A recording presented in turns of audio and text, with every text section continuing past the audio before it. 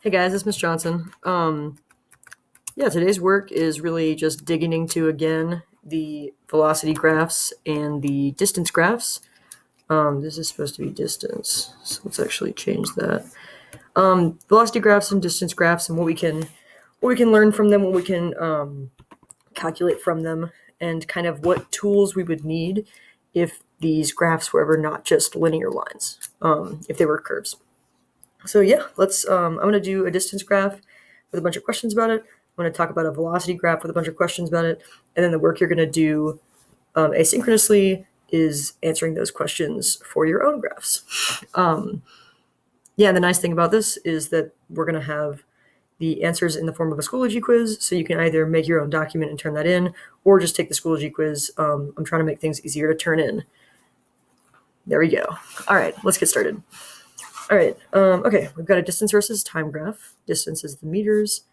Time is in seconds. Kayla was walking towards her locker from her second period class. Assume the distance is a meter. Okay.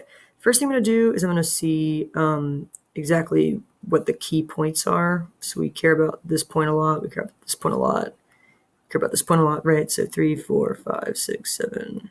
It's 8. 3, 4, 5, 6, 7, 8, 9, 10. Right? I just like to know the key points. So if we want the total distance walked, we started at 8. In 5 seconds, we went down to 2. So that was 6. From 5 seconds to 8 seconds, we went 0 meters. And then from 8 seconds to 10 seconds, we went another 2 meters. Cool. What was the total displacement? Well, we started at 8. We ended at 0. Right? We started 8 meters away from the x-axis. We ended on the x-axis. So displacement and total distance here are the same. And we can kind of see that that's going to be true because we're always walking in one direction. We're always walking backwards. Okay. How fast did she travel? Fast. So find the velocity for the 3 parts of the graph. When I say the 3 parts, I mean like this is one part. This straight line is another part. And then this other straight line is the third part. So for the first part, we're going to call that from 1 to 5, from 0 to 5. Just kidding. Good joke. Right? We said velocity is, we think of that as slope, right?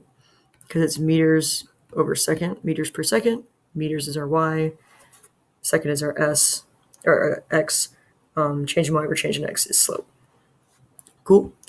So let's see. We go down 6 and over 5. So, negative 1.2 meters per second from 0 to 5. That's terrible. Don't let me get away with that. All right, from 5 seconds to 8 seconds, the slope is 0 because it's a horizontal line, and this also means we were stopped, which we expected because we said that we're stopped on flat lines. And then from 8 seconds to 10 seconds, we went down to over 2, which means we're at negative 1 meters per second. All right. Give a piecewise function that gives this distance graph. We just want to find the equations of these lines, right? And again, if we've got f of x equals curly braces, there's going to be a function when x is between 0 and 5. That's our first part, our first section. It's going to be a second function when x is between 5 and 8. There should be a third function when x is between 8 and 10. All right, let's find these functions. The middle one's the easy one. It's just equal to 2. Okay, horizontal lines are always just numbers. Perfect. This line, we're going to do y equals mx plus b. We've got plus 8 is our b. That's our y-intercept. We already decided that our slope was negative 1.2. So this is negative 1.2x plus 8. Love it. This one's a little bit harder to figure out, this last one. We can do it a couple ways. I am going to extend the line. I notice that the slope is -1, so I can just kind of keep tracing it, right? Realize that that y-intercept is +10, and then the slope is just -1.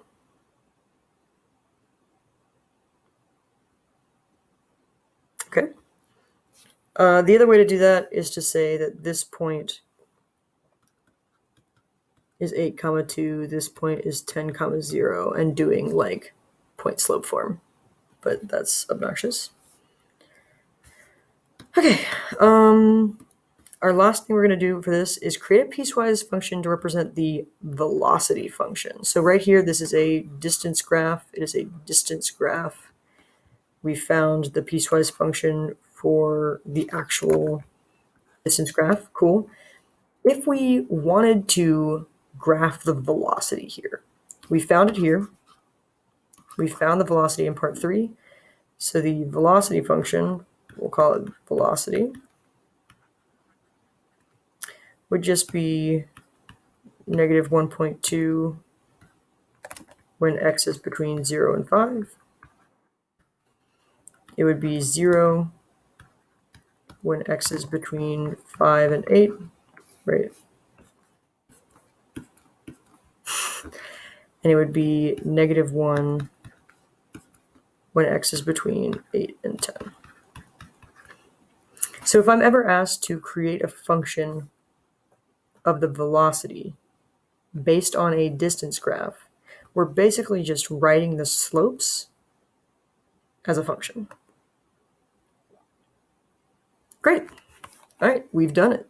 So that's kind of what we're wanting to lock down being able to do for distance graphs. Let's move on to a velocity graph. We've got velocity versus time. This is meters per second. This is seconds.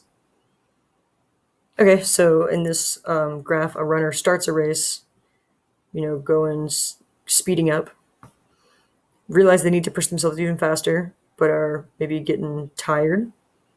So they're not getting as fast. They're not, you know what I'm saying? Then they reach their max speed, so they're, leveling out at this max speed.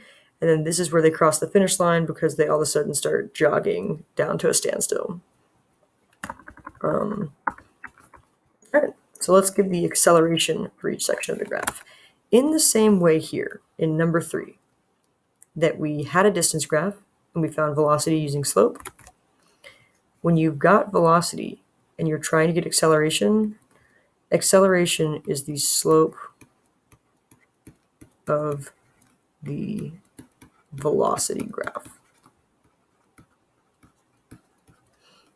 It's how fast you're getting fast. We start thinking of slope as speed, how fast something's happening. Okay, so let's find the sections of the graph. Like I said, let's find what these points are. They seem like useful points. This is 4, 5, 6, 7, 8, 9. Okay, so the acceleration. I'm gonna write this as a piecewise function. I think we're good. I think we're there. The acceleration from 0 to 3. So from here to here, the slope there is 1. So the acceleration is just 1. All right, and it's meters per second squared. That's the unit for acceleration. All right, the next section of the graph is from 3 to 7. Nope, not even close. 3 to 7. This one went up 1. So started here, up 1 over 3. So that's our acceleration there. Acceleration for the next part is super easy. It's a straight line, a flat line, horizontal line. So the slope is 0. And that's from 7 to 8. Yeah, it's late, sorry. And then the last section from 8 to 9 is down 1, 2, 3, 4 over 1. So negative 4 meters per second squared. All right, let me erase my slope markings here. All right, so let's give so again, it asked for the acceleration. So I'm reading off the slopes. I'm not reading off the actual lines. I'm just reading off the slope of those lines. Whereas for this next question, it wants me to give the piecewise function of the velocity graph, which is what's graphed here. So we're just going to make a piecewise function based on this graph. So our subdomains are going to be the same, right? Because we're still sectioning off the graph into these 4 sections. So I'm just going to go ahead and copy those down. 3 to 7, 7 to 8. You'll also notice that whenever I do math, I always do the easiest part first. Like when I did this piecewise function, I already knew what the subdomains were going to be because I had already done the work over here.